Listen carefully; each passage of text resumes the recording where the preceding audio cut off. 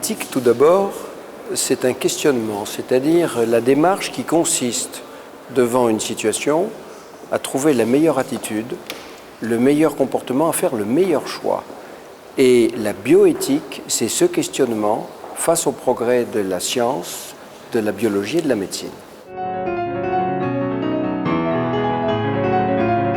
Alors à partir du questionnement éthique, il faut considérer qu'il y a deux niveaux. D'abord, chacun interroge sa propre conscience, fonction de ses propres valeurs philosophiques, morales, religieuses, pour tenter de trouver la meilleure attitude. C'est ce que l'on appelle se forger une éthique de conviction. C'est une éthique individuelle, une éthique personnelle. Mais assez rapidement, on se rend compte que parce que nous vivons en société, il faut dépasser cette interrogation individuelle pour passer à un questionnement collectif. Car naturellement, nous devons aller vers une éthique de responsabilité et tenter d'adopter des règles communes pour assurer notre existence sociale et vivre ensemble, tout simplement. C'est la recherche de ces règles communes qui constitue la démarche législative, c'est-à-dire qui va conduire à voter une loi. Vous comprenez bien que tout le processus de la construction de la loi part des interrogations individuelles qui peuvent d'ailleurs intéresser des groupes de personnes. Il peut y avoir des groupes ayant la même religion, des philosophes ayant le même regard sur la vie. Il faut que toutes ces convictions se frottent les unes aux autres, qu'elles exigent naturellement d'être respectées dans les comportements personnels, et puis il faut s'acheminer vers des valeurs communes qui seront reconnues comme les valeurs communes et les repères collectifs. Alors il faut bien considérer que ça n'est pas simple, car il faut d'une part refuser l'ordre moral, qui consisterait pour un pouvoir politique à définir ce qui est bien et ce qui est mal, et ça n'est pas acceptable tout simplement parce que ça n'est pas conforme à la démocratie, mais pour autant il faut réintroduire les valeurs morales dans le débat public. Et puis il y a un deuxième obstacle, qui est d'éviter la confusion entre ce qui est légal et ce qui est moral. Tout ce qui est légal ne relève pas de la morale, et tout ce qui est moral ne rentre pas dans le cadre de la loi. Il faut tenter de trouver le meilleur équilibre entre l'individu et le groupe. C'est au terme de tout cela, qui présuppose évidemment beaucoup de rencontres, d'auditions, de témoignages, qui conduit à une synthèse. Et là encore, au Parlement, cette synthèse est l'objet de discussions et de votes. Et peu à peu, on approche des meilleures solutions, mais on en est tellement peu sûr qu'on légifère généralement dans le domaine de la bioéthique pour une période provisoire. C'est-à-dire, en 1994, on a voté une loi qui devait être revue 5 ans après. On a un peu de retard, mais c'est ce qui se passe maintenant, et nous reprenons le fil de la réflexion.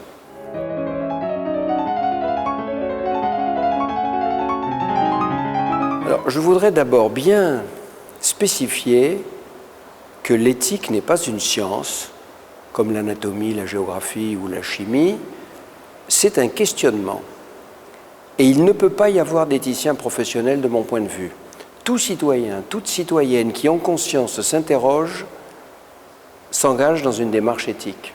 Et donc l'éthique est l'affaire de chacune, de chacun. À partir de ce moment-là, on voit bien qu'il faut essayer d'écouter le plus possible de gens qui ont leur propre vérité à apporter dans la réflexion commune. Il faut donc organiser la réflexion et le débat éthique. Il y a pour cela des démarches plus officielles, par exemple au travers d'institutions reconnues comme le Comité consultatif national d'éthique. Il y a aussi l'Académie des sciences morales et politiques. Il y a les académies des sciences ou de médecine. Il y a les grandes associations représentatives comme les associations familiales, les associations de handicapés, et puis les associations de malades qui ont des choses à dire aussi parce qu'ils se sentent concernés. C'est de tout cela que vient peu à peu la constatation de points de rencontre. Et c'est là-dessus, naturellement, que nous nous arrêtons pour dire, bon, puisque nous semblons en grande majorité être d'accord sur ces valeurs-là, nous allons les inscrire dans la loi.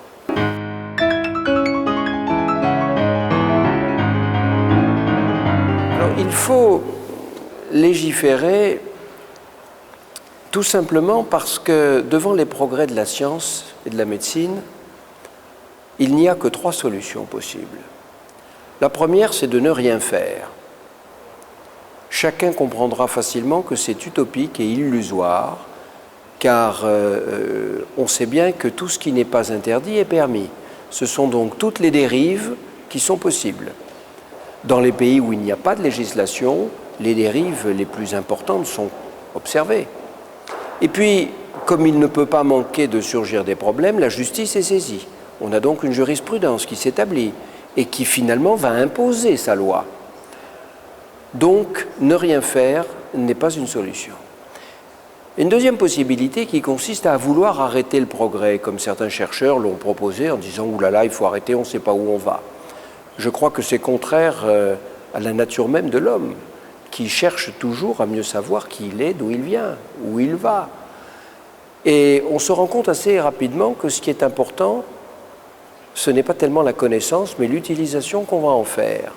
Autrement dit, stopper la recherche, arrêter l'acquisition de nouvelles connaissances n'est pas non plus une solution. Il reste donc la troisième, à savoir définir l'utilisation qu'on va faire ensemble du progrès.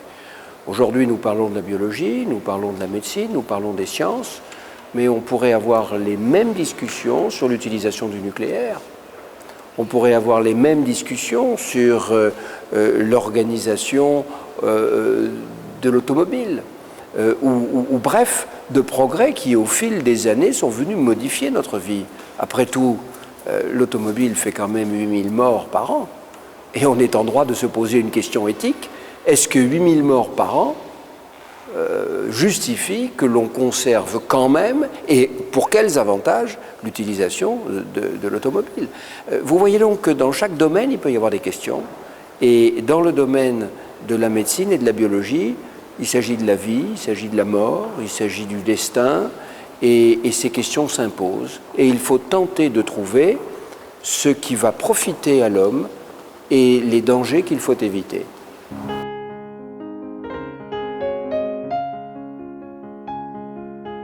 Je crois que dans le domaine des transplantations, on a un fil conducteur assez exemplaire. Souvenez-vous de la première transplantation de rein chez le jeune Marius Renard dans les années 50. C'est un enfant qui était en train de mourir d'une insuffisance rénale et sa mère a proposé de donner un rein. Et c'est apparu quelque chose d'étonnant, mais c'est apparu comme naturel. Une mère donnait un peu d'elle-même pour son enfant, et chacun sait qu'il n'y a pas de plus grande preuve d'amour que de donner sa vie ou un peu de soi-même pour ceux qu'on aime. Et on s'est quand même peu à peu rendu compte qu'il valait mieux organiser probablement le prélèvement d'organes chez les morts, dans des conditions très précises, pour faire en sorte que cette solidarité qui s'ébauchait soit logique, la mort des uns pouvant permettre la survie des autres. Et on a compris qu'il fallait probablement s'engager pour légiférer.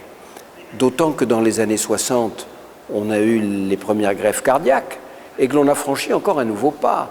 Je vous rappelle qu'on avait réagi sur la greffe de rein, mais que finalement on avait compris que c'était acceptable. Pour le cœur, il y a eu des réactions beaucoup plus passionnelles en disant « mais greffer le siège des émotions, est-ce que c'est possible ?» Et puis chacun sait que désormais c'est possible. Donc en 1976, on a eu la première loi, je serais tenté de dire la première loi de bioéthique, sur les transplantations d'organes, définissant le consentement présumé, la définition de la mort, bref, les conditions nécessaires pour pratiquer la transplantation d'organes. Cela étant, frotté à la réalité et aux difficultés de cette réalité, on s'est rendu compte que nous n'avions pas assez d'organes pour soigner ou pour sauver tous ceux qui attendaient de l'être. C'est la raison pour laquelle, en 1994, on est revenu sur le sujet et que nous venons d'y revenir également en première lecture. Je crois que c'est très important de le faire parce que c'est une nouvelle forme de solidarité qui s'établit entre les êtres humains, entre les morts et les vivants, ou entre les vivants eux-mêmes. Je veux juste dire d'un mot qu'en 1976, l'adoption du consentement présumé est une date historique parce que c'est la première fois qu'on a fait prévaloir l'intérêt de la collectivité, l'intérêt de la société, sur la volonté présumée du mort. Le consentement présumé veut dire que dans l'ignorance où l'on est de la réelle volonté du mort, eh bien, on fait passer l'intérêt de la collectivité d'abord. Vous voyez donc que décennie après décennie, les choses progressent.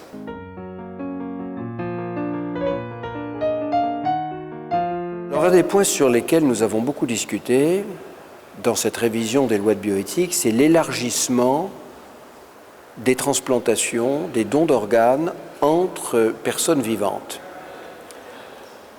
Je crois qu'il faut faire plusieurs réflexions sur ce sujet. La première réflexion, c'est que cette démarche apparaît naturelle entre personnes qui s'aiment, entre personnes qui veulent s'entraider, et je comprends que quelqu'un de vivant souhaite contribuer à la survie de celui auquel il est attaché. Et donc, qu'on rouvre la discussion me paraît légitime.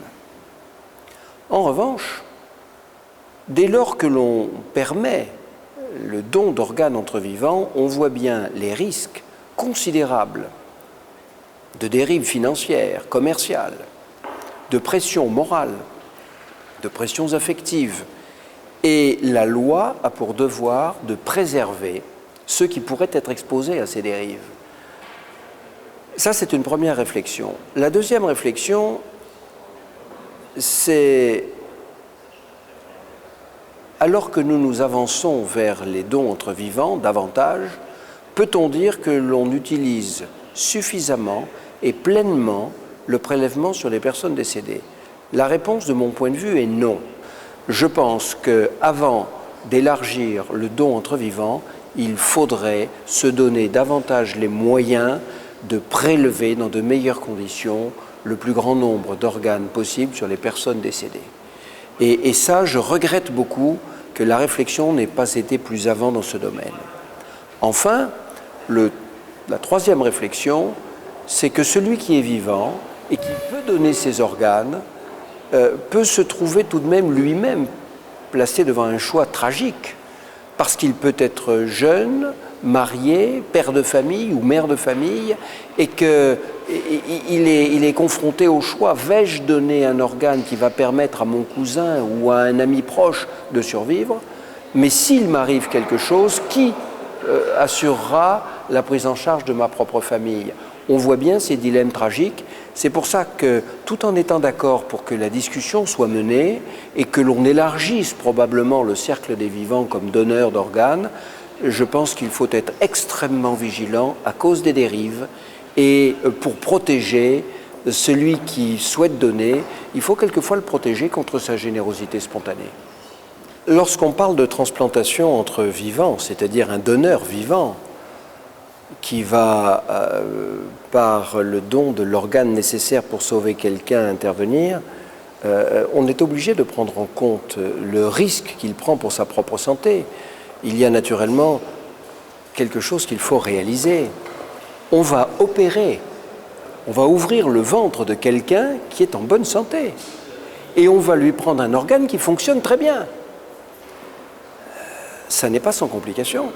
Il y a les complications de l'anesthésie, il y a les complications post-opératoires immédiates, et puis il y a les complications à plus long terme, les insuffisances hépatiques notamment dans les problèmes de foie. Eh bien, on ne peut pas cacher cela à celui qui va donner, mais on est quand même dans une situation où l'appréciation des risques est faussée, parce que d'un côté, il y a l'égoïsme qui pourrait menacer de dire « mais moi, je ne veux pas prendre ce petit risque pour moi », et en face, il y a le risque de celui qui va mourir. Et donc, il est difficile de mettre dans la même balance ces risques différents.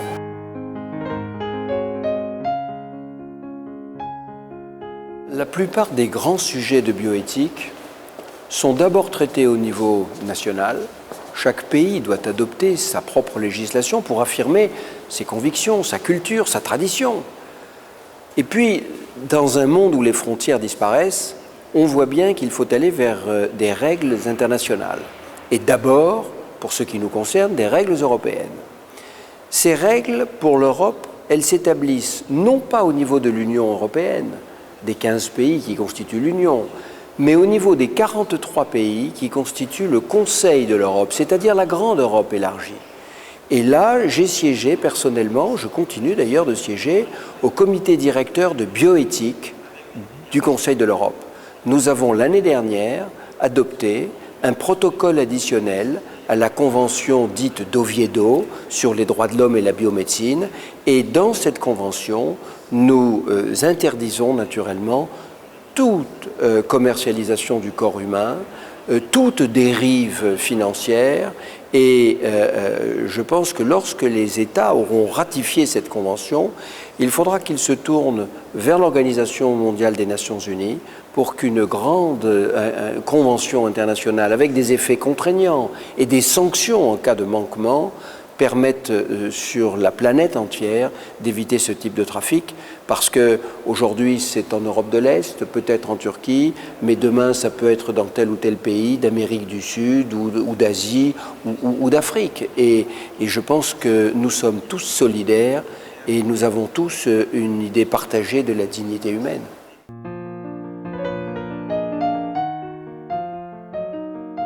Le concept de thérapie cellulaire est un concept d'avenir, j'y adhère et je commencerai aujourd'hui mes études de médecine. Je pense que ce serait une excellente voie dans laquelle s'engager pour la recherche, pour le soin, pour faire progresser notre médecine et notre thérapeutique. Simplement, où va-t-on prendre les cellules? Les cellules les plus jeunes, les plus à même d'être guidées pour obtenir les cellules dont on a besoin, sanguines, musculaires, nerveuses, etc., ce sont les cellules embryonnaires. Mais on voit bien la dérive considérable qu'il y a. L'embryon pourrait ainsi être compris comme un réservoir de matières premières. Il pourrait être instrumentalisé. Et même si les enjeux sont très importants, il faut au moins se poser la question de savoir si notre société accepte de considérer qu'au début de la vie, cette existence humaine, y compris sous forme de quelques cellules, peut être considérée comme un réservoir de matières premières destinées à alimenter l'industrie pharmaceutique. Il y a une deuxième possibilité qui relève du clonage thérapeutique.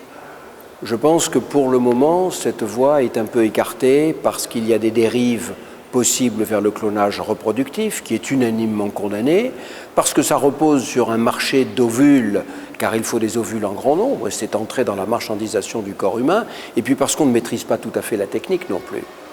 Et puis il y a d'autres cellules qui sont les cellules souches que l'on trouve dans les tissus adultes et qui, lorsqu'elles sont bien utilisées, pourraient probablement rendre à peu près les mêmes services que les cellules embryonnaires. À mon avis, ce sont ces cellules-là qu'il faut privilégier. Ce sont celles qui seront utilisées à terme. Les quelques succès dont on a parlé récemment dans la presse médicale, à savoir la réparation d'un muscle cardiaque avec des cellules souches, mais ce sont des cellules souches adultes ou des cellules qui ont été prélevées qui ne sont pas des cellules embryonnaires. Et pourtant, elles ont permis de soigner. Autrement dit, ce que je pense aujourd'hui, c'est que nous sommes sur le fil du rasoir. Il est plus facile, avec des résultats probablement plus rapides, d'aller vers les cellules embryonnaires. Mais à terme, je crois qu'il faut privilégier les cellules souches d'origine adulte qui ne posent aucun problème éthique et aucun problème moral.